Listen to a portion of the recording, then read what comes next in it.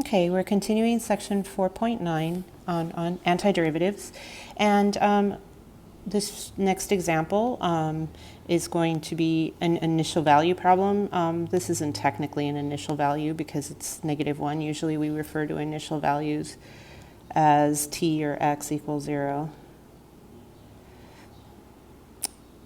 But what the initial value does is it allows us to know what the constant of integration is. So if f prime is 5x to the fourth minus 3x squared plus 4, then f is the antiderivative, which is going to be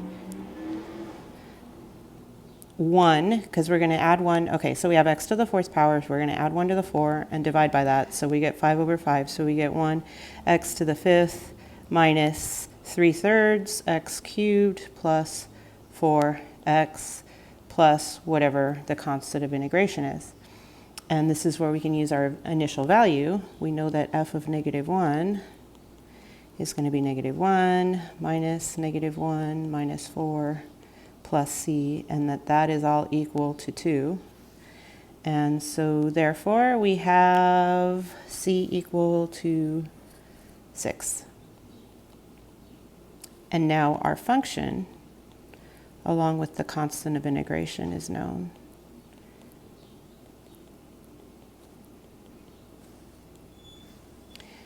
This next one is a third derivative, so we're going to have to take the antiderivative 3 times. And also, we're going to need 3 constants, or initial values, in order to evaluate all 3 constants of integration that come from the 3 integrals. So, second derivative is going to be the antiderivative of cosine of x, which is sine of x, plus c. I'll call this c1 since there will be 3. We also know that f of the second derivative of f is evaluated as 0 is 3. So sine of 0 plus c1 is 3, and since sine of 0 is 0, we get that c1 is 3. So second derivative of x is sine x plus 3.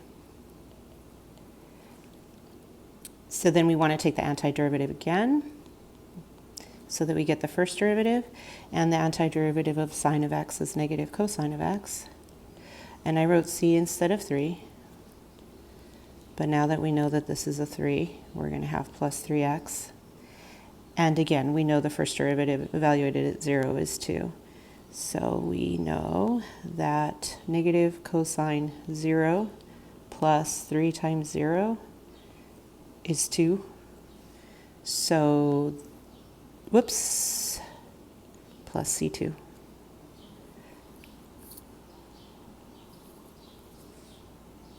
So that means that c2 is 2. And that f prime is negative cosine x plus 3x plus 2. So we do the antiderivative one more time, and we get f is negative sine x plus 3 halves x squared plus 2x plus c3. And then f evaluated at 0 is 1. So f evaluated at 0, all of these are 0, so c3 is 1. And then our function is negative sine x plus 3 halves x squared plus 2x plus 1. And let me double check that and make sure it's the correct answer. There wasn't any arithmetic that went wrong, and it's that one should be 3x. Hold on. 3 halves x squared plus 3x plus 1. This should be a 3.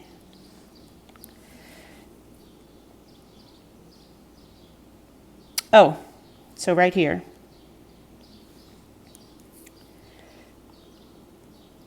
Cosine of 0 is 1, so this should be 3. And if we follow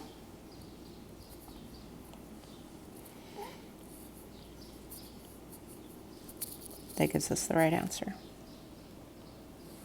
Okay.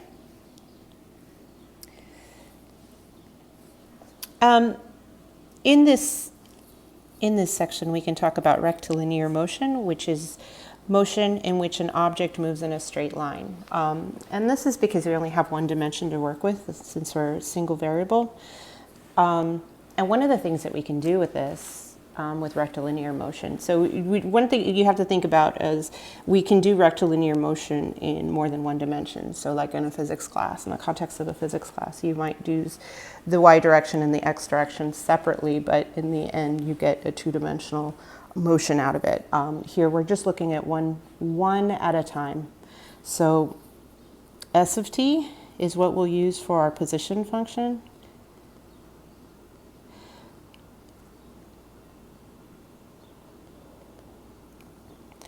V of t we'll use for velocity, and a of t we use for acceleration.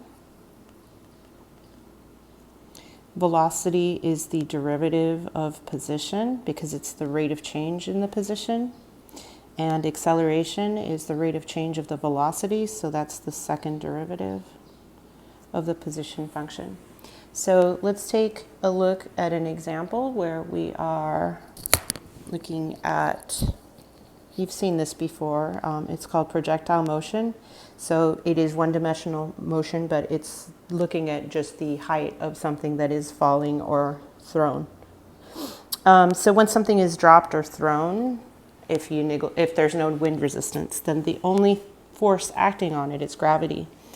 And so therefore, if we have a falling object or an object that was thrown, then our acceleration is going to be negative 9.8 meters per second squared on Earth. 9.81 meters per second squared is acceleration due to gravity.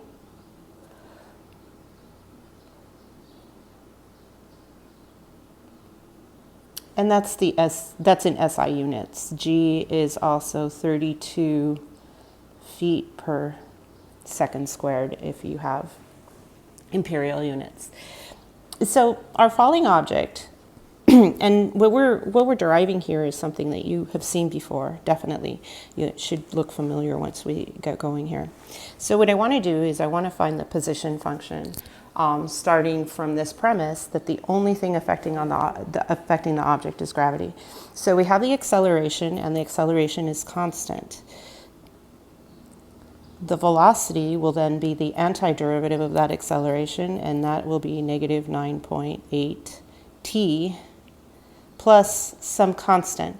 Now, this constant is the initial velocity, because if t equals 0, then that would be v of 0, which is initial velocity. And we use v with a subscript of 0, and we say v naught.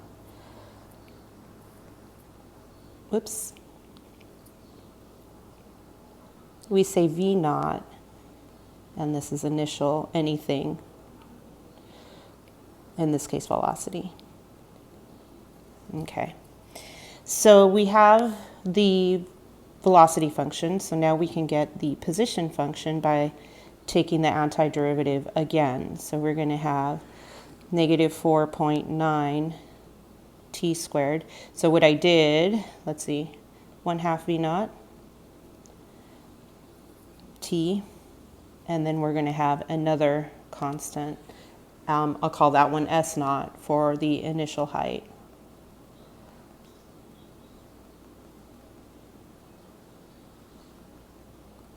Or position.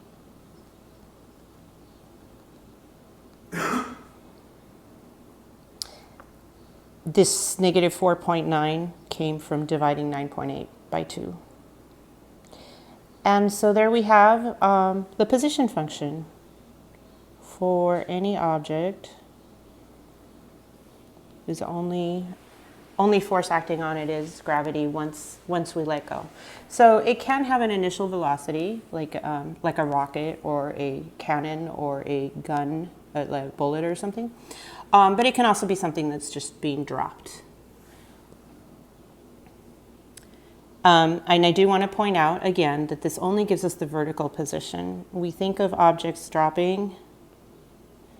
Well, we know that objects drop, or when they get thrown, that they have like this whole curve. So they move in the x direction, but we're only looking at the y direction when we're doing this because we only have one variable and it's time. So we don't get a whole space to work with where we have dimension. We only have up and down motion. This next example, a car braked with constant deceleration of 16 feet per second squared produces, a car braked, okay, or whatever, produces skid marks that are 200 feet before coming to a stop. How fast was the car traveling when the brakes were first applied? So here we know that the acceleration of the car was 16. It was deceleration, so we better throw a negative on there, and that's feet per second squared. And what we know that we have 200-foot skid marks, and then we also know, or what the thing that we're trying to find is how fast the car was traveling when the brakes were first applied. So what we want is the velocity function when the velocity becomes 0. The car, once the car stops, the velocity is 0, so that's what we're looking for. And we have the acceleration, so we can just take the antiderivative and get the velocity. So I have negative 16t plus some initial velocity. The other thing that we know in this problem is the 200 feet. The 200 feet is the position at the time that we are trying to find the velocity being 0. So we want the time when the velocity is 0, and the velocity is 0 when the position is 200 feet. So we're assuming that t equals 0 at 0 feet, and that we want to find our t value when we've reached 200 feet. Okay, so we need to take the antiderivative one more time, and we get s of t equals negative 8t squared plus v naught t plus s naught. Okay. So one more thing here, we need to figure out what V naught is.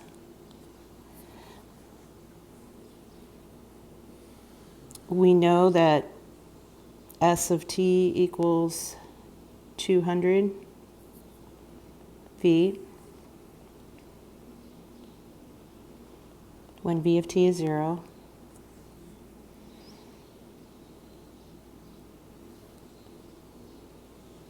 So we get negative 16t equals negative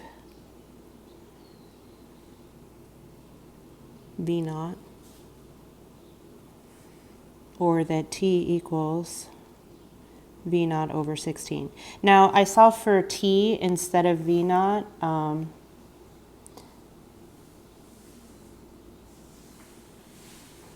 So I'm going to substitute in that t.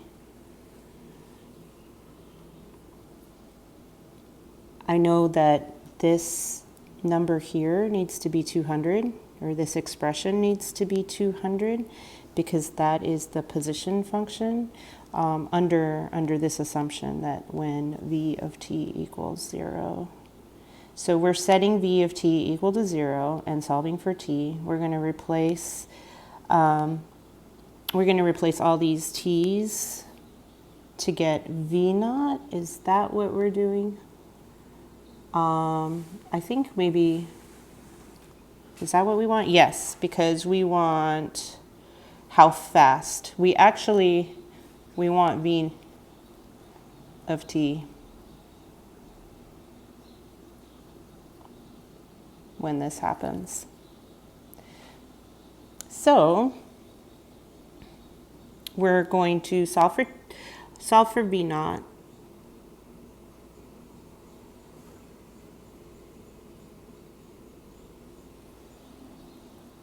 And so we have negative 8 V naught over 16 quantity squared plus V naught T plus the initial height, which was 0 because it's not initial height necessarily. In this case, we're moving in one dimension, but it's not up and down. And so our convention of setting t equals 0 to 0 feet means that s naught is 0. And then we've got 200. If we put all of this together, we should get 1/32 V naught squared equals 200, which means V naught is going to be plus or minus 80, and that's feet per second.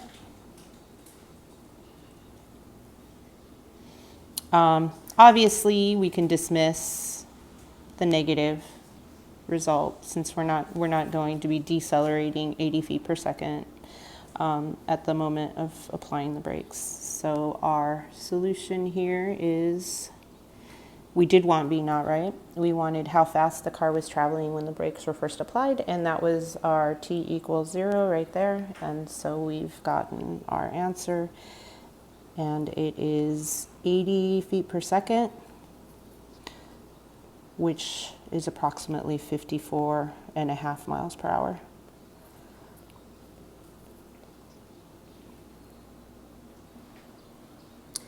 This last example, there's actually a video of this experiment that you can look up, and it's kind of cool. So it was on Apollo mission 15, and David Scott, I think, is the astronaut who actually did the experiment. And what he did was he dropped a hammer and a feather on the surface of the moon at the same time. Of course, the point being that the feather and the moon, or the feather and the hammer on the moon drop at the same rate because there's no atmosphere, so there's no air resistance causing the feather to fall slower than the hammer. And in fact, they do fall at the same rate on the moon, which either proves that gravity really works the way we think it does, or that the moon really doesn't have an atmosphere, all those things.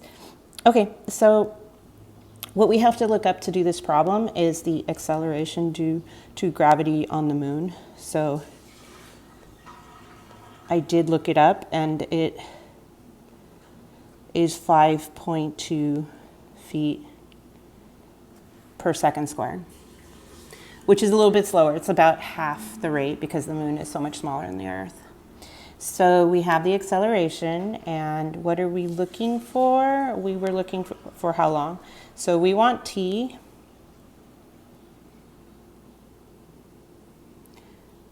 and we want t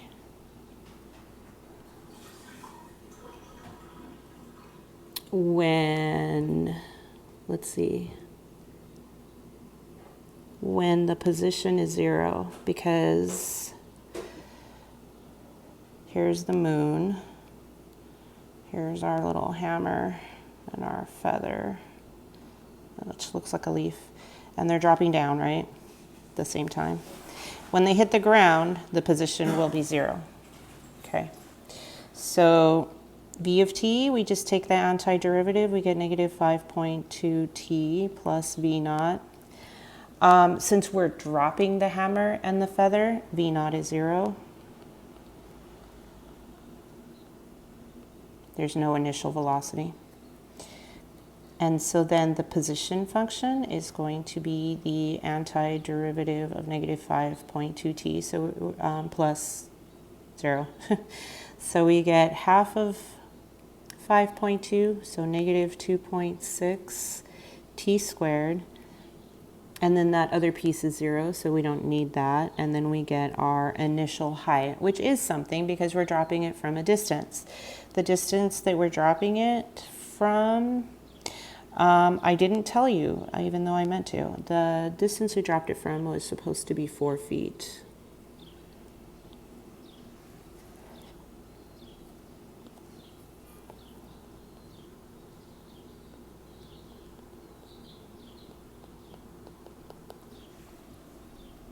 So S naught equals 4.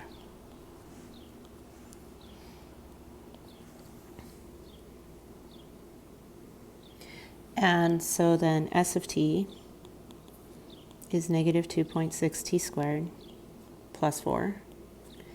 And that we're going to set equal to 0 because we want to know. See, we're starting at 4 feet, and then we're seeing when we hit 0.